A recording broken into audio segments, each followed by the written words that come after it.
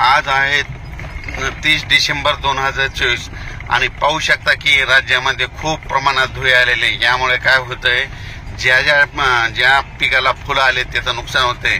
म्हणून शेतकऱ्यांनी आज देखील आणि उद्या देखील बुरशीनाशकाच्या फवारण्या कराव्या, कारण की राज्यामध्ये खूप धुळे आलेली आहे। आणि उद्या देखील म्हणजे उद्या 31 डिसेंबर आहे, उद्या वर्षाचा शेवटचा दिवस आहे।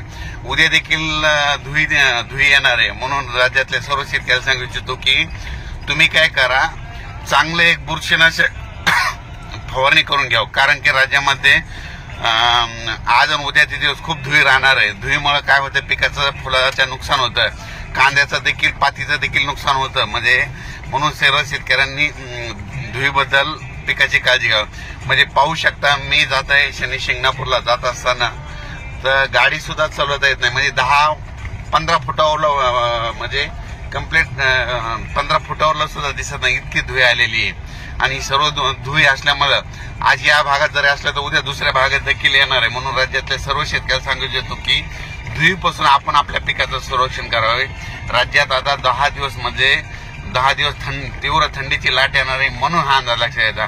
पण राज्यामध्ये 31 तारखे उद्यापासून थंडी येणार आहे आणि धुळी देखील उद्याच्याला असणार आहे, म्हणून हा अंदाज लक्षात घ्यायचा। अचानक वातावरणात बदल झाला तर लगेच एक मेसेज दिला जाईल, पण राज्यात मात्र धुळी 2 दिवस आणखीन धुळी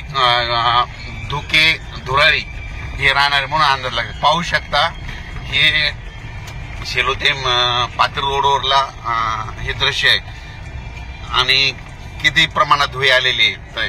त्यामुळे खूप पिकाचं नुकसान होतं। तुम्ही तुमच्या बुरशीनाशकाच्या फवारण्या करून घ्यावे। धन्यवाद।